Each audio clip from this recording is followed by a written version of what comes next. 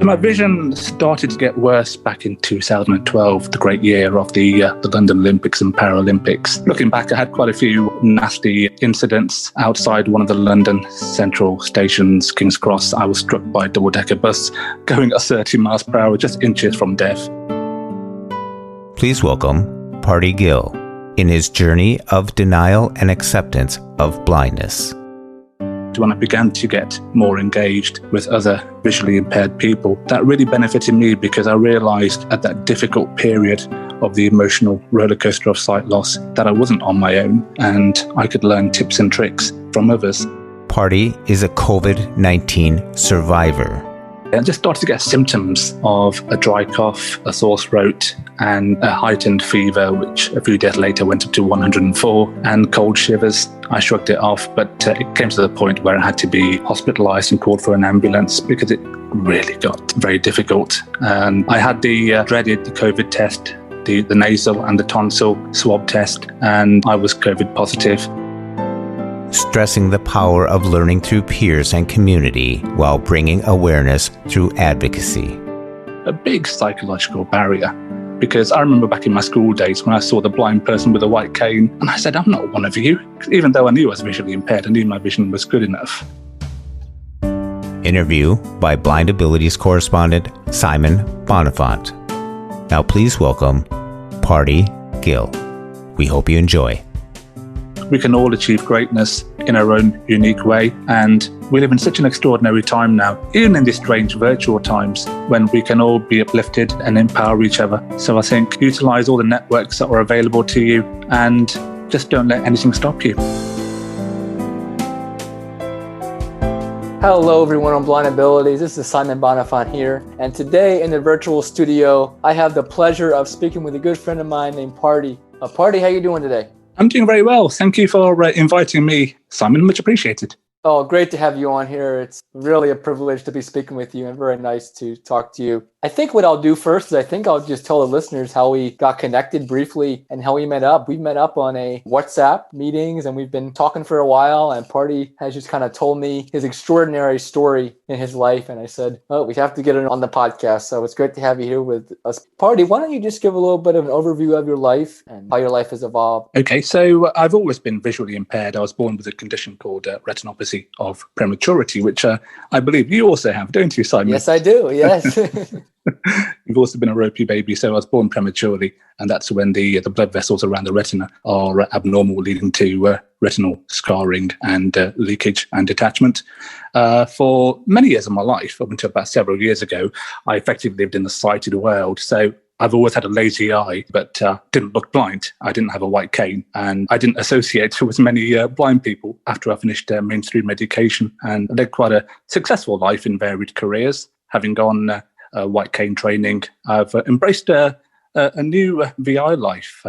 My ethos has always been to help friends and try and make a difference in some of the charities that I lead in the UK now, and also challenging myself, which is also something that I really strive to do in the past few years, because sight loss is frustrating, but I channel my frustrations to try and find solutions. Great. What was your understanding of your visual impairment, and did you think it was going to get worse? Did you know it was going to get worse? And how did you feel growing up with your visual impairment, and how did people treat you? I spent several years in a blind school, but when that closed down, I moved to mainstream private education. And I got the support of visually impaired teachers that helped me in that education in terms of note-taking and having a monocular. So I managed my education pretty well. I got a good level of university education. I did a degree in genetics, which I've always been fascinated with science. In my education, I managed quite well looking back. I didn't need many reasonable adjustments, but they were there, for example, like I said, with a monocular. And when I went into work, it was also a similar thing. When I say I've been in the sighted world, I didn't need to associate with many visually impaired people because my life was quite normal, to be honest. I didn't look blind. And I did quite a few things in my 20s. I did the London Marathon in sub 4 hours. I trekked to Everest Base Camp and the Trans-Siberian Trade in Russia. I've always had the travel bug. I've always been conscious of my sight loss, but it hasn't impeded me from doing the things that I've done in my early part of my life. That's great. You've always had the spark of adventure and to challenge yourself in your life. Why don't you talk about some of the businesses that you ran and and some of the things you've been involved in your work? So after I finished my university degree in genetics, I was really keen to be a scientist. I was fascinated back in 2000 to get into genetics because that was the era of genetic development and all of that. So I spent a year working in research and development for a pharmaceutical company. And as a visually impaired person, they gave me support that I needed in adaptations in the laboratory. And I enjoyed that. It was really positive seeing how drug development works. But I found, as some listeners may resonate, that it just wasn't the career path that I wanted, even though there was progression in there. I then transferred to working for an American investment bank as an analyst, advising on large-scale corporate transactions. And it was a lucrative career. Again, as a VIP, the only adaptations I needed was really monocular and also having advanced copies of PowerPoint slides, which I couldn't see, and having a large screen monitor closer to me. Other than that, it worked well. So I spent a few years working in that, traveling the world. I didn't really have a work-life balance, Simon, in that work. And I came to the point when I realized I wanted more in my life. And then I did a master's in politics. And then I was thinking what to do next. And I decided to join the civil service. And for the past 15 years, I've progressed up to a senior civil servant.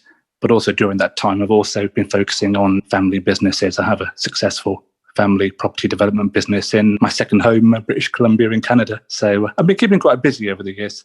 Oh, congratulations, Pardy. That's terrific. So when you started to lose your vision, what kind of prompted you to say you needed more than a monocular, and what kind of prompted you to kind of enter into the blindness community? My vision started to get worse back in 2012, the great year of the London Olympics and Paralympics. And looking back, Simon, I went through a denial stage, which many listeners may also have gone through, when I started to get blurred vision and just shrugged it off. I thought it was a one-off. And looking back, I had quite a few nasty incidents outside one of the London Central stations, King's Cross. I was struck by a double-decker bus going at 30 miles per hour, just inches from death. And then I was fallen on a rail track because my vision was getting worse, but I refused to accept that it was. And it was only at that point, after these accidents, that I realized that I needed some mobility support and orientation, because I didn't associate myself as being blind or visually impaired. I didn't really be part of that stereotype. So I reached out for some white cane mobility training,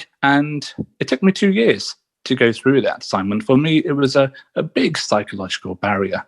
Because I remember back in my school days when I saw the blind person with a white cane, and I said, I'm not one of you. Even though I knew I was visually impaired, I knew my vision was good enough. But I went through intensive training and I became confident to use a cane. It is a big barrier looking back, and everyone manages their own way on the sight loss journey. There's no right or wrong way, Simon. But during that period, when I began to get more engaged with other visually impaired people, that really benefited me, because I realized at that difficult period of the emotional roller coaster of sight loss that I wasn't on my own, and I could learn tips and tricks from others. And also, more importantly, Simon, the humorous aspect of sight loss as well, which I thought was equally important. So during that difficult transition period, when work was very supportive as well, it was quite challenging, but I embraced it. And my left eye was removed. So I had that removed several years ago. And over the past 3 years, my vision has got significantly worse, only good eye, because of high eye pressure. So it's been a constantly evolving roller coaster of trying to adapt to situations. And it still frustrates me every day. But my whole ethos of the past few years has been to challenge myself and push the boundaries. And sight loss for me has been a stimulating voyage of discovery, embracing new friends, challenges, and accomplishments. So when you were going through your white cane training, can you describe a little bit about what they had you do and what it was like for you, some of the challenges and also triumphs of that journey? It took me a long time with a mobility instructor to become confident to use it, because for me it was a perception of people seeing me with a white cane. That was a big barrier. But it was small steps. It was, first of all, learning how to safely use a cane with the technique and identifying curbs.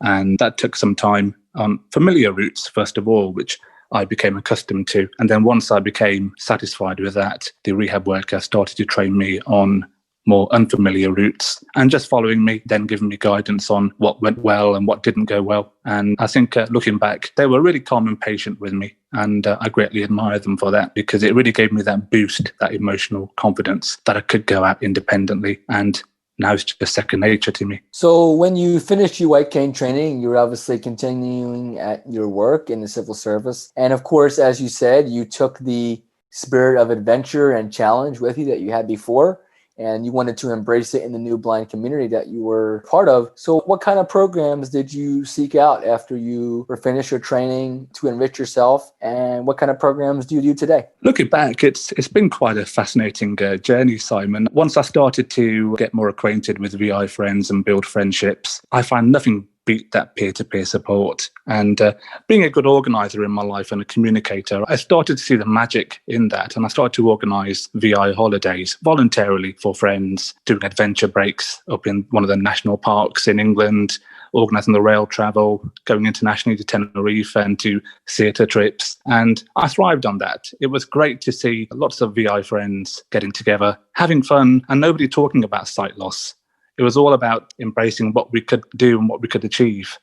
So that's something that I really thrived on, organising holidays and trips. And like yourself, Simon, I saw I heard about your great drama production that took part in very recently. Drama is something that I've really embraced. I heard about an opportunity through Extant, which is one of the UK's leading performing arts companies for VI actors. And an opportunity came up a few years ago for me to take part in a theatre production with them for 4 months of intense rehearsals, performing live on a stage. And I'd never done it before. But looking back, that was really quite inspiring for me, because I think for any VIP, the talent of going onto a theatre stage and performing is absolutely fantastic. And it really uplifted me during what was quite a difficult period. So having that opportunity through drama really inspired me. Other activities that I've done and programs, I've always enjoyed the sea, Simon. I've been brought up on boats and yachts, and there's an organisation called the Jubilee Sailing Trust in the UK who have a fully inclusive tall ship which accommodates people of all disabilities. And it was only through word of mouth, Simon, that I heard about these opportunities. So I took part in a tall ships race from Antwerp to Lisbon a few years ago, and the tall ship was fully accessible to people of all disabilities. So I was able to effectively steer the ship with an audio compass, which is terrific. It's fully inclusive, going up the rigging, being thrown to the deep end, learning how to use the ropes in sailing. And I thrived on being challenged in that environment. And that was really positive, because it showed me the possibilities that were endless, despite having a visual disability and trying to contend with that at the time. Since then, I've also taken part in blind golf, because golf has been a real pleasure for me for many years. But blind golf is a great way to continue that, taking part in a sighted rowing club in London and accessible travel. I've always had the travel bug, and realising that I can get assistance on planes and the rail network in London and the London transport system, it means that I can still be independent. Another programme that I've really been uplifted by and worked on in recent years is I'm a Sikh, Simon. I'm from northern India. My parents and family are. And in the ethnic community, in the Asian community, there is still a taboo on disability and sight loss, unfortunately. And I've seen it with family members, because there's that lack of awareness of how do you deal or support somebody with a sight loss that you never come into contact with. And so in the past few years, and more recently in COVID times, I've done lots of sight loss motivational talks in the UK, to Canada and to India on Zoom and physically to places of worship, because that's really uplifted me. If I can improve somebody else's life with a sight loss, don't suffer in silence. And that's been really, really encouraging for me. That's terrific. How have you helped your family and the Asian community to embrace disability? That's got to be a hard thing to navigate around yourself, and then also kind of coach your family into how to interact with you. So how have you done that, and what has been the outcome of that? Oh, it's been challenging. Obviously, I'm not going to fix everything very easily, but it's about breaking down those misconceptions and those barriers. For example, what a white cane does for me, what gadgets I use that help me in my day-to-day life, technology that helps me. As you know, technology is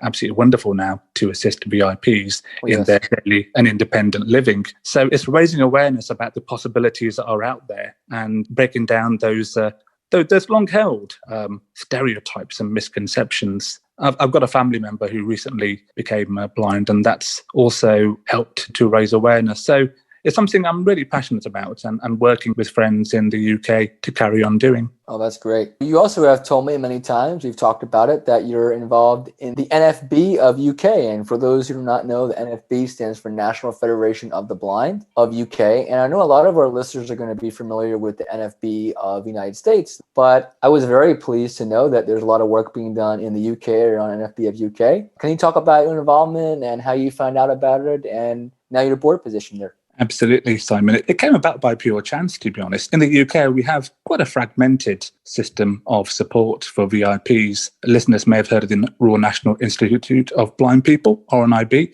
and I've been a volunteer campaigner with them for quite a few years, and they offer services to VIPs nationally. But there's also local sight loss charities from whom I got my rehab training. And it's just by pure chance a few years ago when I came across the NFB UK when I was having a campaigning meeting when my vision began to get worse. And so I became acutely more aware of the barriers that are out there, Simon, in our urban environments that discourage VIPs from independently navigating. So I heard about the NFB. I became active in London branch. The NFB has been running for just over 70 years, since 1947. It's a small grassroots organisation, similar to the USA, obviously much bigger over there, but who was set up and founded by VIPs for VIPs as an independent, non-political self-help campaigning group that would lobby and make effective change on policy that would benefit VIPs through local and central government. So, Pardy, what challenges do blind people in the UK face, and how has the NFB of UK been helping to change those barriers and misconceptions? Since becoming more active in an NFB, I've become aware of the campaigning priorities and the problems. I think one of the key problems that I found since my vision's got worse, Simon, and navigating independently with a white cane is the inaccessible street design. I'm not sure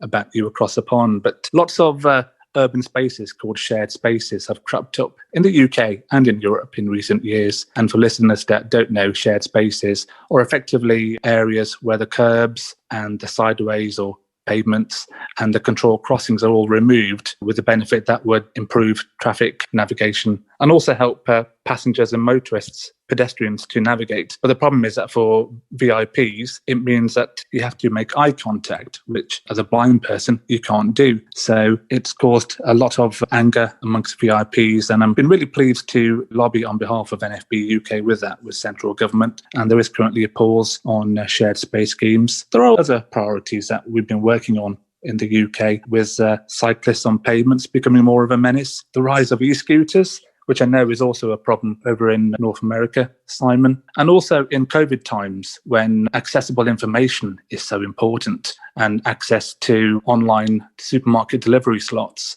So one thing that many of our organisations have been doing is collaborating together to amplify our voice. And I've been working with other organisations to lobby on the impact of social distancing, because the physical and mental fatigue of lockdown has had a huge effect on the independent mobility of many friends that I know.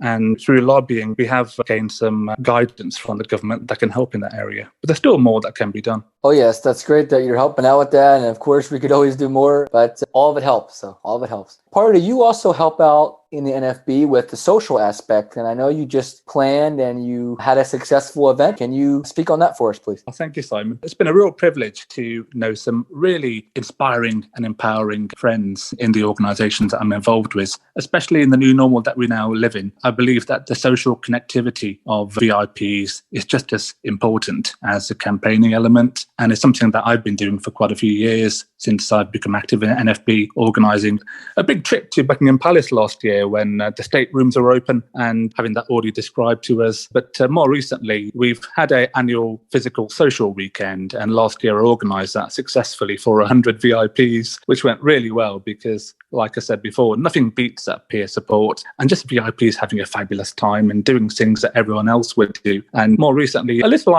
crazy idea came into my head. Why not do it virtually? Everyone's embraced Zoom now, haven't they, Simon? Oh, yes. I know that you had a talent show, didn't you, a month ago, which went really well. Yes, I did. Yeah. And so I was really uplifted by this idea. And I got a wonderful group of friends together in London. And we pulled off an extraordinary weekend all voluntarily with no monetary reward, doing activities and events such as comedy, virtual wine tasting, having a talent show, some guest speakers from drama, technology and accessible holidays, cookery, and something for everyone. And we got some wonderful feedback. I think it's something that in these dark and challenging times that we face, because we're currently in a English national lockdown, I think that brought smiles and enjoyment to people's faces, which I'm really proud of. What is the attitudes of the public in the UK, of the sighted public, about blind people? Is there a lot of misconceptions, and what have you encountered, and how have you changed people's perceptions of blindness? Oh, there's a lot of misconceptions out there. I've come across it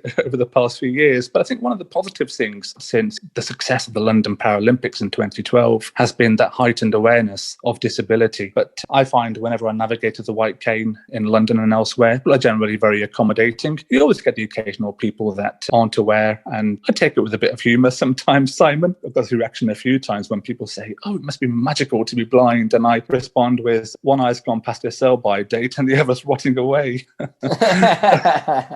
You've got to take things with a bit of humour sometimes. Oh, yeah, absolutely.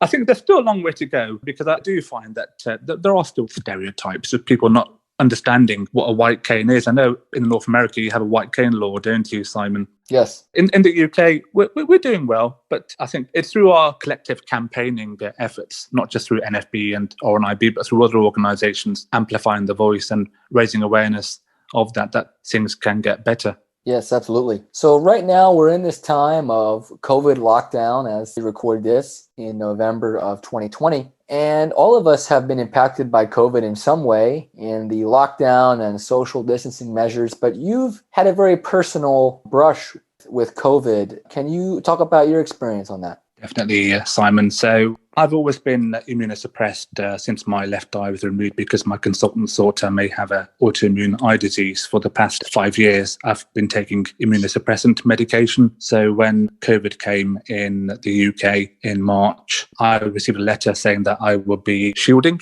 because I was clinically very vulnerable, given my immunosuppression. I remember the day very well, March the 23rd, when the Prime Minister made the announcement, and I went to Cambridge for my blood tests a few days later. And the following day, I just started to get symptoms of a dry cough, a sore throat, and a heightened fever, which a few days later went up to 104, and cold shivers. I shrugged it off, but it came to the point where I had to be hospitalised and called for an ambulance, because it really got very difficult. And I had the dreaded COVID test, the nasal and the tonsil swab test, and I was COVID positive. It's all very surreal looking back, Simon. I still get flashbacks from the whole experience, and I spent a month in 2 different hospitals being immunosuppressed. The staff did their utmost in such a challenging time at the height of the pandemic in London at the end of March, when I was kept in separate private rooms, when I couldn't project my voice, I couldn't make eye contact. So it was a hugely challenging time as a visually impaired person. But I'm very grateful to the wonderful staff of the NHS who dedicated their time to looking after me and helping me in such what was a difficult time. I still get flashbacks. I've made a good recovery from it, but more recently I've started to suffer what they call long COVID, when I get bursts of fatigue. And I have actually been helping out in virus research studies recently in the UK along that lines. I'm very grateful to have got through it, Simon. Oh, absolutely. Yeah, thank God. The scariest thing for me, as you can probably appreciate, is VIPs, we're very tactile, aren't we? Yes. When we orientate and navigate, we touch things, objects and walls without thinking about it. And I don't know about other listeners, but I always touch my eye intuitively. And looking back, I try to think, how did I get COVID? I did my own contact tracing, and I couldn't figure it out. It could have been somebody asymptomatic. It could have been on the London transport system. And that's the most scariest thing, because as a VIP, we are more vulnerable, given the fact that we are more tactile. And I'm just very grateful for the whole experience that I have come out and have a new lease of life, and appreciate the smaller things that I once overlooked.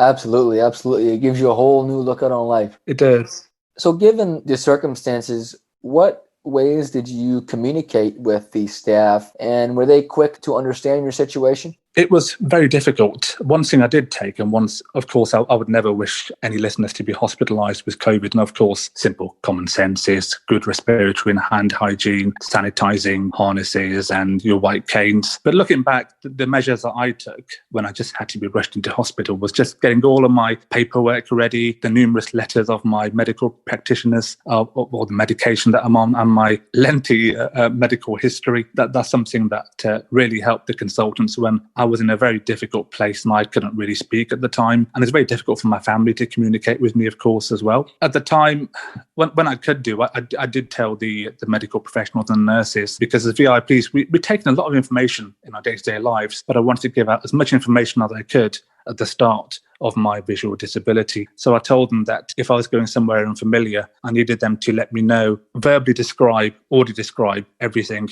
that was in the room, orientate me to the washroom facilities, for example, introduce themselves by name when I was in a difficult place as it was, and everything was just so confusing.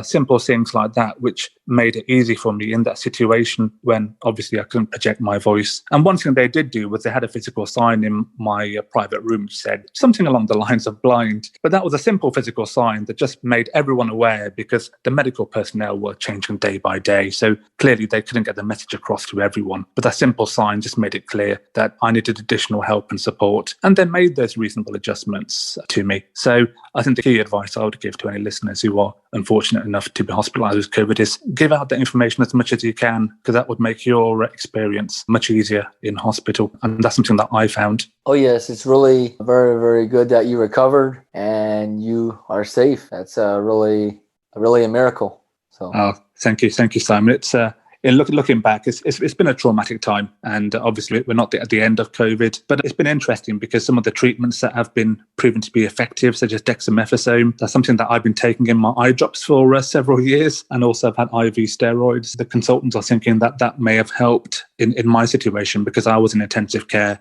on nasal and facial oxygen for a few days, and possibly that may have really helped to have saved my life in that difficult situation. So I'm very grateful. Absolutely. And I'd like to give a shout out to all the nurses and doctors that are on the front lines in the hospitals helping fight COVID. I'd like to say that we recognize you as a hero, and you're doing a lot of good work to those people out there, helping people, doing a lot of good work. Absolutely. So as you can say. So, Pardy, given all your life experiences, you've had a really, really wonderful life and been fortunate to meet a lot of people. What one or two pieces of advice would you like to give out to the listeners that you have found helpful and you'd like to pass on? I think for me, it's been seizing every opportunity.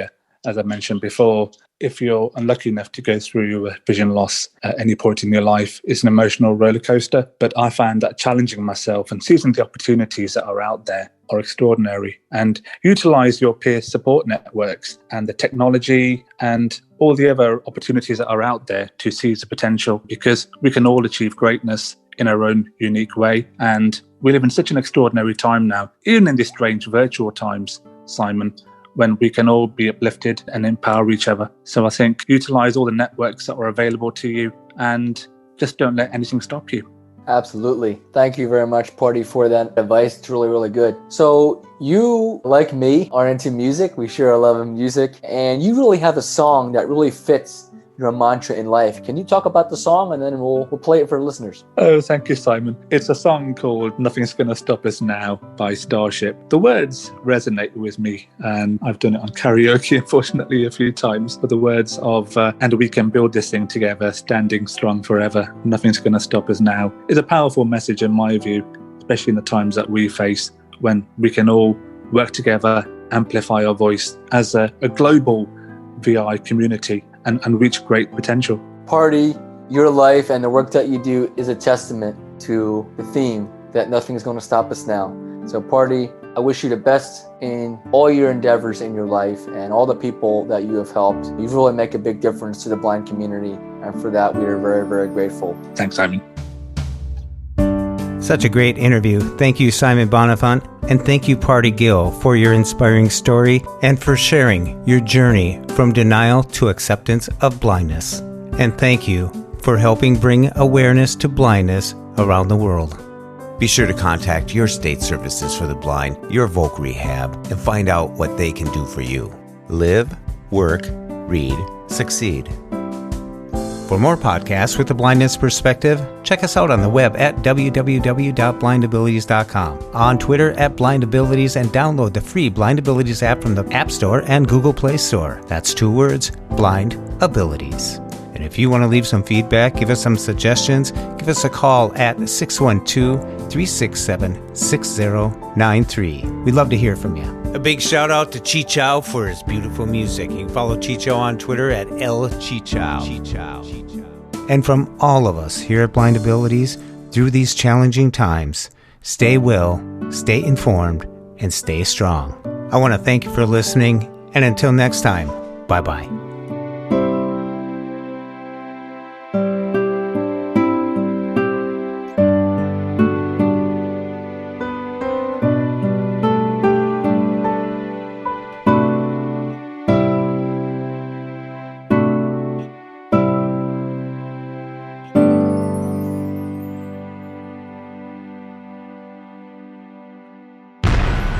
When we share what we see through each other's eyes, we can then begin to bridge the gap between the limited expectations and the realities of blind abilities. The realities of blind abilities.